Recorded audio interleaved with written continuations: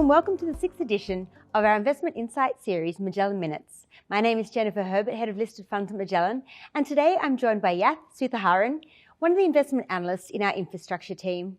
We'll be discussing the railroad industry, recent events at Norfolk Southern, and what the hype is around PSR. Thanks for joining us, Yath. Great to be back again, Jen. Yath, railroads are one of the biggest movers of food and goods in North America. What makes this industry attractive? So I want to make an important qualification. So we only consider North American Class 1 railroads to meet our definition of infrastructure. And the reason for this is because not only do these railroads own the rolling stock, and that's industry parlance for locomotives and rail cars, but they also own the tracks on which they operate.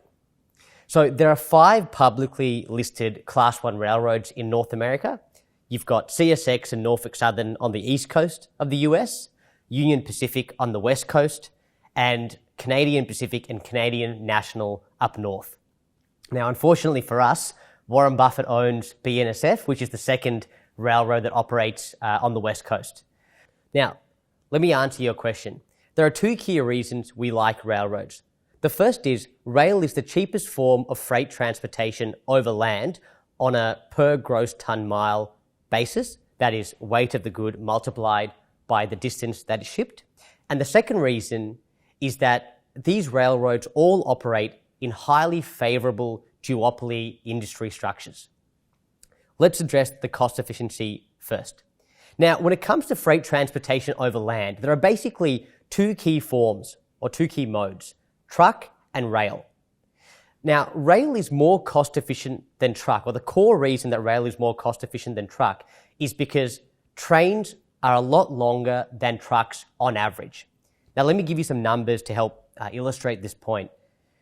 So a typical semi-trailer in the US has a length of about 20 meters front to back. By comparison, a train, or the typical train, is 1.6 kilometers in length, with some trains actually reaching up to 4.3 kilometers. That's a long train. Now, why does a long train matter? It basically allows you to spread the fixed cost of labor and fuel over more units of freight. Labor and fuel, by the way, are the 2 most important cost items for both truck and rail, accounting for 60 to 70% of total operating cost. Let's look at labor. Rail wins because you're splitting the cost of 2 train drivers over 1.6 kilometers worth of goods versus a single truck driver over 20 meters worth of goods. If we think about fuel, a decent chunk of fuel expense is associated with moving a truck or train from standstill to about 100 kilometers an hour. And given this dynamic, rail can move 3 to 4 times more tons of goods per gallon of fuel relative to truck. Let's talk about the industry structure. We think the duopoly is sustainable for 2 reasons: high barriers to entry and network effects. Now, the high barriers to entry can be broken down into cost. It's really expensive to create a replicating railroad, and ability. It's difficult to do in practice. Now, I think in terms of cost, looking at CSX's net property, plant and equipment balance is a good indication of the cost, and that number, using the latest accounts, sits at $35 billion with a B.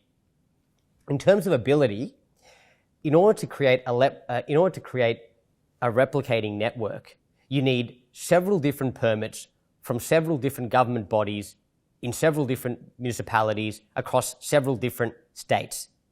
This is an immensely complex exercise to do due to the dynamic of NIMBYism.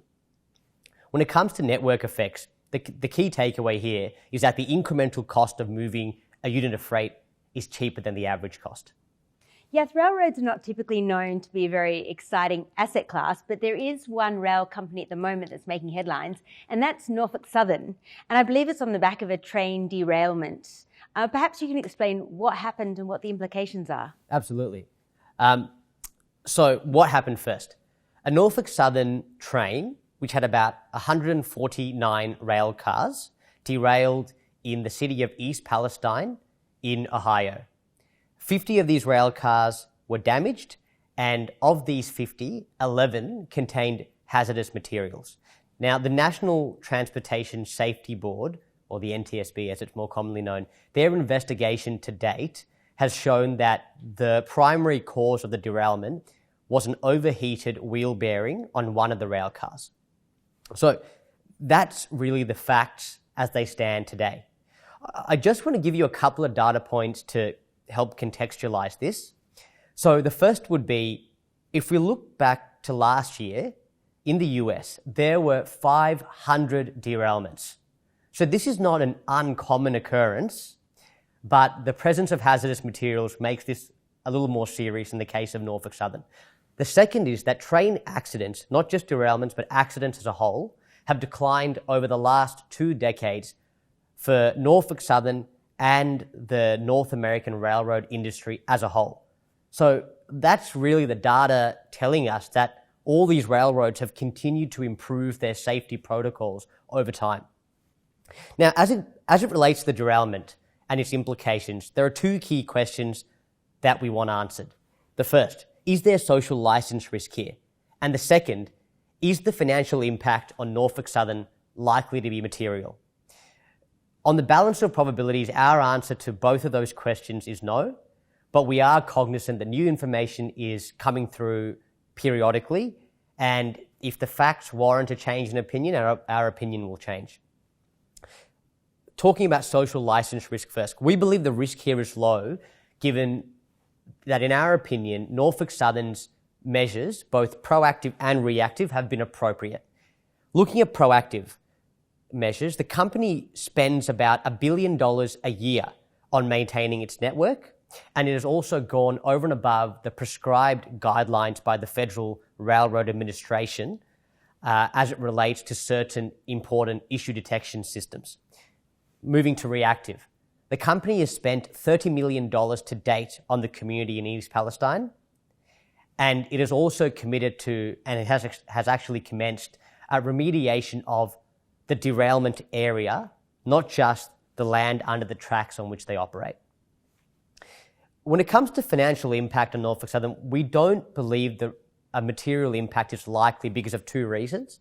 The first is there was no material property damage associated with the derailment or injuries or fatalities. And the second is that Norfolk Southern has insurance, which should help act as a backstop in the event that damage is incurred over and above our initial estimates. Finally, a lot of rail companies in North America have implemented a system called PSR. What is PSR and why is it so revolutionary into the rail sector? Yeah, so Precision Scheduled Railroading, or PSR as it's known for short, is a railroad operating model that was pioneered by the late Hunter Harrison.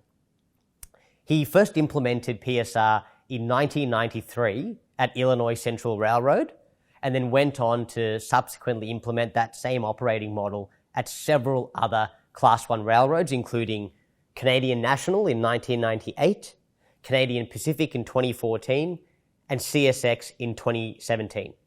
Now, all Class 1 railroads in North America, the other ones I should say, have implemented their own version of PSR, excluding BNSF. So when you dive into the detail and all the operational changes that are required to implement PSR, there is a lot of complexity. But the core objective is very clear.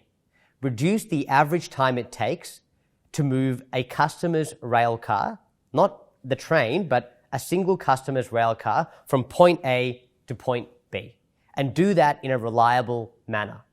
As a result, PSR is a win-win for both customers and shareholders. Customers win because PSR addresses the 3 key priorities for a customer when moving freight. The first one, speed. Get that freight to point B as fast as you can. B, reliability. Get it to point B when you said that you get it to point B. And C, price. Get it to point B as cheap as possible.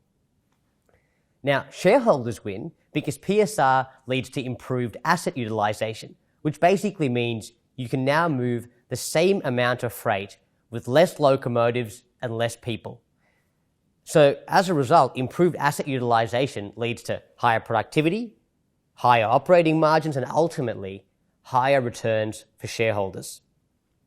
And this is exactly what has transpired. And if we look at CSX and Canadian Pacific as examples, both these railroads, since the implementation of PSR, have achieved a 40 to 50% improvement in gross tonne miles per employee. That's a measure of productivity. And this is ultimately translated to an improvement in their operating margins of 10 to 20 percentage points. That's huge. Impressive. Thank you, Yath. Thank you, Jen.